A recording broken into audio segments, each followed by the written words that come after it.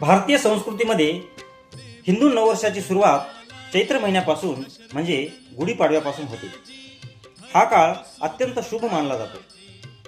3.5 मुहूर्तापैकी एक असल्याने या दिवशी केलेली गुंतवणूक ही दीर्घकाळ लाभ देते अशी भावना आहे। या दिवशी आपण नवीन गाडी, घर, सोने इत्यादी खरेदी करत असतो। पण मित्र हो, हे सर्वांना शक्य आहे का हो? तर नाही। पण ज्यांना शक्य नाही त्यांना काळजी करण्याची गरज नाही। तुम्ही या दिवशी आपल्या मुलांच्या शिक्षणासाठी लागणारा एक मोठा निधी, स्वतःची सुरक्षा, बचत, म्हातारपणी जेव्हा आपले हातपाय चालत नाहीत आणि आपलं उत्पन्न थांबतं तेव्हाचे पेन्शन, ह्या सर्व चांगल्या गोष्टी तुम्ही खरेदी करू शकता।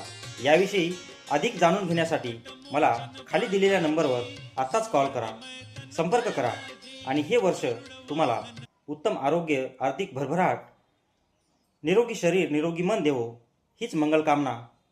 नमस्कार।